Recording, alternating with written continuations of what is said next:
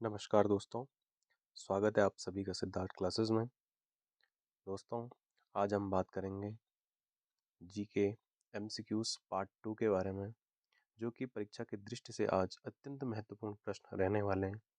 चलिए दोस्तों, शुरू करते हैं आज के पहले क्वेश्चन से। क्वेश्चन नंबर फर्स्ट है कि हॉर्मुज जल संधि किन दो जल भागों को जोड़ती है। दोस्तों, वर्तमान समय में अत्यंत ही चर्चा का विषय बना हुआ है हॉर्मुज जल संधि। तो आपने बताना है कि किन दो जलभागों को यह संधि जोड़ती है। ऑप्शन ए है अंडमान सागर और दक्षिणी चीन सागर। ऑप्शन बी है फारस की खाड़ी और ओमान की खाड़ी। ऑप्शन सी है भूमध्य सागर और लाल सागर। ऑप्शन डी है उपरोक्त में से कोई नहीं। तो दोस्तों, राइट आंसर हमारा हो जाएगा ऑप्शन बी, फारस की खाड़ी और ओमान की खाड़ी को हॉर्मुज जल संधि जोड़ती है। राइट आंसर हमारा बी हो जाएगा। दोस्तों, यहाँ पर एक और है कि भूमध्य सागर और लाल सागर, इसको जोड़ दिया दोस्तों स्वेज नहर। स्वेज नहर। और जो हॉर्मुज जल संधि है वो फारस की खाड़ी और ओमान की खाड़ी को जोड़ती है। चलिए दोस्तों, क्वेश्चन नंबर दूसरा है कि महाराष्ट्र में कौन सा परमाणु विद्युत ग्रह स्थित है। ऑप्शन ए है कल्पक्कम। ऑप्शन बी है नरोरा। ऑप्शन सी है तारापुर। या ऑप्शन डी है कुडनकुलम। दोस्तों, राइट आंसर हमारा हो जाएगा ऑप्शन सी, तारापुर परमाणु विद्युत ग्रह महाराष्ट्र में स्थित है। दोस्तों, यहाँ पर ऑप्शन ए है कल्पक्कम। कल्पक्कम स्थित है दोस्तों हमारा कहाँ? तमिलनाडु में। नरोरा है दोस्तों उत्तर प्रदेश में। तारापुर महाराष्ट्र में हो गया और कुडनकुलन भी तमिलनाडु में स्थित है। तो राइट आंसर हमारा option C, Tarapur. Question number तीसरा है दोस्तों, निम्नलिखित में से किस ट्रॉफी या कप का संबंध बैडमिंटन खेल से है। ऑप्शन ए है डूरंड कप। ऑप्शन बी है राइडर कप। ऑप्शन सी है सुल्तान अजलान शाह कप। या ऑप्शन डी है थॉमस कप। तो दोस्तों, आपने बताना है कि किस ट्रॉफी का संबंध बैडमिंटन खेल से है। दोस्तों, राइट आंसर हमारा यहाँ पे हो जाएगा ऑप्शन डी, थॉमस कप, जिसका संबंध बैडमिंटन खेल से है। दोस्तों, बात करते हैं हम यहाँ पे डूरंड कप। डूरंड कप का संबंध दोस्तों है किससे? फुटबॉल से। राइडर कप दोस्तों हो जाएगा यहाँ पर गोल्फ, गोल्फ से संबंधित है।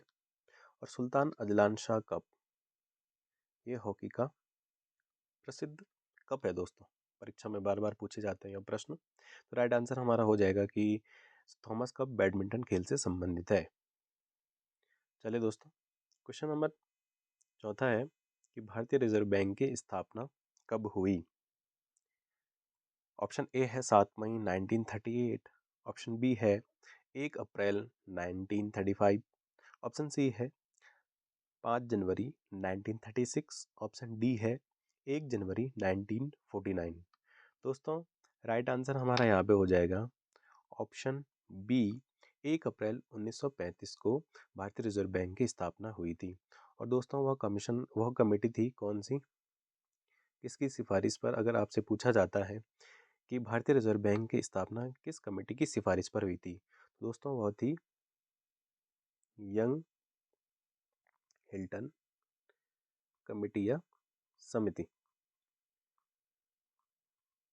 ठीक है दोस्तों, और यहाँ पे ऑप्शन डी है 1 जनवरी 1949। इस दिन ही भारतीय रिजर्व बैंक का राष्ट्रीयकरण हुआ था। राष्ट्रीयकरण भारतीय रिजर्व बैंक का 1 जनवरी 1949 को हुआ था। और भारतीय रिजर्व बैंक की स्थापना कब हुई थी दोस्तों? 1 अप्रैल 1935 को यंग हिल्टन समिति की सिफारिश पर हुई थी। और इसके जो फर्स्ट हेड थे दोस्तों, उनका नाम था ऑसबोर्न ऑसबोर्न स्मिथ। ठीक है दोस्तों, क्वेश्चन नंबर पांचवा है कि नागरिकों के लिए समान सिविल संहिता के संदर्भ में निम्नलिखित में से कौन सा यह कथन सत्य है या है। इसका कथन पहला है, इसका प्रावधान भाग 3 में है। कथन दूसरा है इसका प्रावधान अनुच्छेद 44 में है। और तीसरा है दोस्तों कथन कि वर्तमान में यह संपूर्ण भारत में लागू है। और कथन चौथा है संविधान में राज्य को यह निर्देश दिया गया है कि वह नागरिकों के लिए एक समान नागरिक संहिता लागू करने का प्रयास करें। दोस्तों आपने बताना है कौन सा ऑप्शन सही है।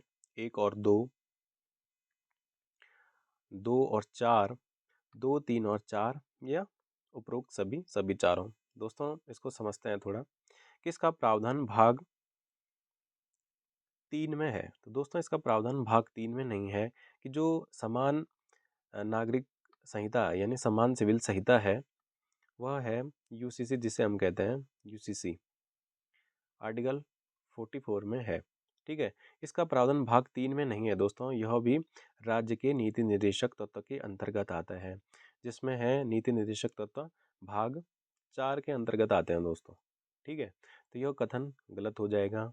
इसका प्रावधान अनुच्छेद 44 में है, यह सही है दोस्तों। वर्तमान में यह संपूर्ण भारत में लागू है, नहीं दोस्तों यह भी कथन गलत है कि यह संपूर्ण भारत में लागू नहीं है। संविधान में राज्य को यह निर्देश दिया गया है कि वह नागरिकों के लिए एक समान नागरिक संहिता लागू करने का प्रयास करें। तो दोस्तों यह सही है, समझ में आया होगा आपको। तो जिसमें राइट आंसर हमारा हो जाएगा कथन दूसरा और चौथा ही सही है।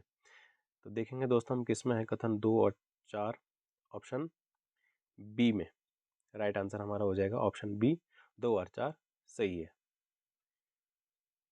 क्वेश्चन नंबर 6वां है दोस्तों आपके बीच कि पोषाहार स्तर और जीवन है दोस्तों, ये जीवन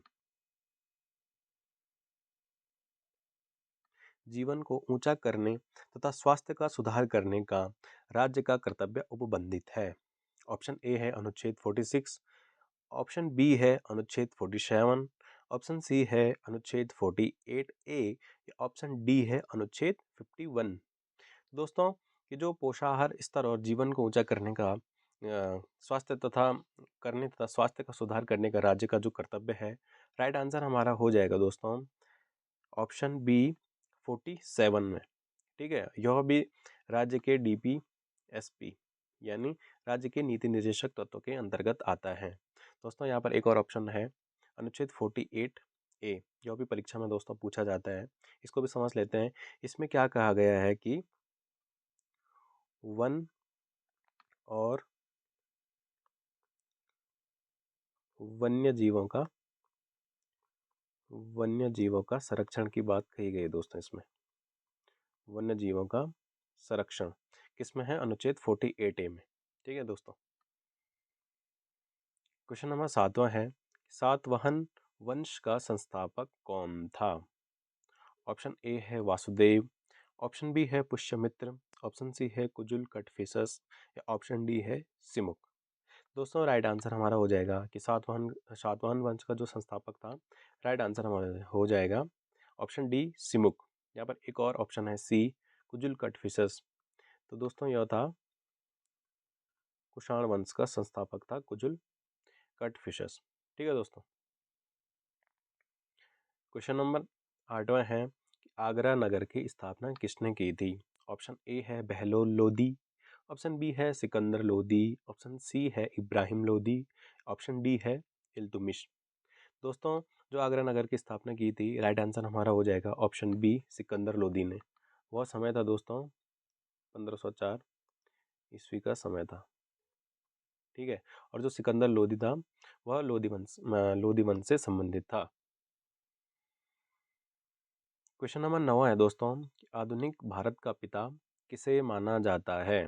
ऑप्शन ए है दयानंद सरस्वती, ऑप्शन बी है राजा राम मोहन राय, ऑप्शन सी है स्वामी विवेकानंद, या ऑप्शन डी है ईश्वर चंद विद्यासागर। दोस्तों जिन्हें हम आधुनिक भारत का पिता के नाम से जानते हैं, राइट आंसर है हमारा ऑप्शन बी राजा राम मोहन राय। इन्होंने क्या किया था, इन्होंने 1828 में ब्रह्म समाज की स्थापना की थी। ब्रह्म समाज के संस्थापक थे राजा राममोहन राय। 1828 में इन्होंने ब्रह्म समाज की स्थापना की थी, और जिन्हें आधुनिक भारत का पिता भी कहा जाता है, और यूरोप में पुनर्जागरण का पिता भी इनको कहा जाता है, राजा राम मोहन राय को। क्वेश्चन नंबर 10 है दोस्तों, एशियाई विकास बैंक का मुख्यालय कहाँ स्थित है? ऑप्शन ए है ढाका, ऑप्शन बी है मनीला, ऑप्शन सी है बैंकॉक, ऑप्शन डी है जकार्ता। दोस्तों राइट आंसर हमारा हो जाएगा एशियाई विकास बैंक यानी एडीबी, एशियन डेवलपमेंट बैंक जिसे कहते हैं। राइट आंसर है हमारा, उसका मुख्यालय है मनीला, जो कि दोस्तों कहाँ की कैपिटल है? फिलीपींस की। फिलीपींस की राजधानी है मनीला। और दोस्तों जो एडीबी की स्थापना होती है यानी एशियन डेवलपमेंट बैंक की स्थापना होती है वो होती है 1966 में। समझ में आया वो दोस्तों। क्वेश्चन नंबर 11 है कि किसी ठोस पदार्थ, यह पदार्थ है दोस्तों, किसी ठोस पदार्थ के द्रव में परिवर्तित हुए बिना ही सीधे गैसीय अवस्था में परिवर्तन हो जाने की प्रक्रिया निम्नलिखित में से क्या कहलाती है? ऑप्शन ए है वाष्पीकरण, ऑप्शन बी है ऊर्ध्वपातन, ऑप्शन सी है विसरण, ऑप्शन डी है उपयुक्त में से कोई नहीं। यानी दोस्तों जब कोई ठोस पदार्थ होता है और वह द्रव अवस्था में परिवर्तित हुए बिना ही सीधे गैसीय अवस्था में परिवर्तित हो जाता है, तो यह जो प्रक्रिया कहलाती है। राइट आंसर हमारा हो जाएगा ऑप्शन बी ऊर्ध्वपातन। दोस्तों जो घरों में कपूर हम यूज़ करते हैं कपड़ों में, वह इसका सबसे सर्वोत्तम उदाहरण है कि वह पहले तो ठोस में होती है, लेकिन कुछ समय बाद देखते हैं तो वह गैसीय अवस्था में परिवर्तित हो जाती है और वहाँ पे हमें कपूर नहीं मिलती है, या फिर बड़ी होती है तो एकदम छोटी नज़र आती है। तो वह ऊर्ध्वपातन की प्रक्रिया से द्रव में बिना परिवर्तित हुए ही गैस अवस्था में परिवर्तित हो जाती है। समझ में आया वो दोस्तों। क्वेश्चन नंबर 12 है, क्वेश्चन नंबर दोस्तों 12 है कि पारिस्थितिकी इकोलॉजी शब्द किसने दिया? क्वेश्चन नंबर 12 है दोस्तों ये। ऑप्शन ए है थियोफ्रेस्टस, ऑप्शन बी है अर्नेस्ट हैगल, ऑप्शन सी है अरस्तु, या ऑप्शन डी है उपरोक्त में से कोई नहीं। तो दोस्तों जो इकोलॉजी शब्द गढ़ा था, राइट आंसर हमारा हो जाएगा अर्नेस्ट हैकल ने। ठीक है, और वह समय था 1866 का।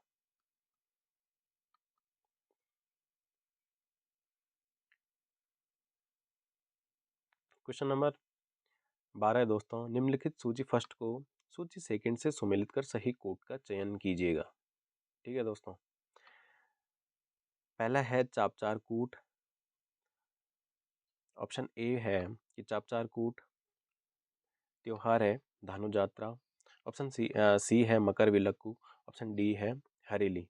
दोस्तों हमने इसमें करना है कि यह त्योहार है और हमने बताना है कि यह किस राज्य से संबंधित है। तो पहला है कि जो चापचार कूट है दोस्तों यह संबंधित है मिजोरम से, पहला को हो जाएगा 3। जो धानु यात्रा है वह संबंधित है दोस्तों उड़ीसा से, यानी 1। मकर विलक्कू दोस्तों केरल से संबंधित है, यानी 2। और हरेली दोस्तों एक होता है हरेला और एक है हरेली। तो हरेली तो छत्तीसगढ़ से संबंधित है, लेकिन इसमें कई बार पूछा जाता है कि हरेला यह दोस्तों उत्तराखंड का एक त्योहार है। ठीक है, यानी राइट आंसर हमारा हो जाएगा 3 1 2 4। दोस्तों हमने देखना कि इसमें है 3 1 2 4, 3 1 2 4। तो दोस्तों 3 1 2 4 राइट आंसर हमारा ऑप्शन डी है, इसमें ये 4 है दोस्तों। राइट आंसर हमारा डी हो जाएगा। क्वेश्चन नंबर 13 है कि संकटग्रस्त प्राणियों के लिए रेड डाटा बुक कौन जारी करता है?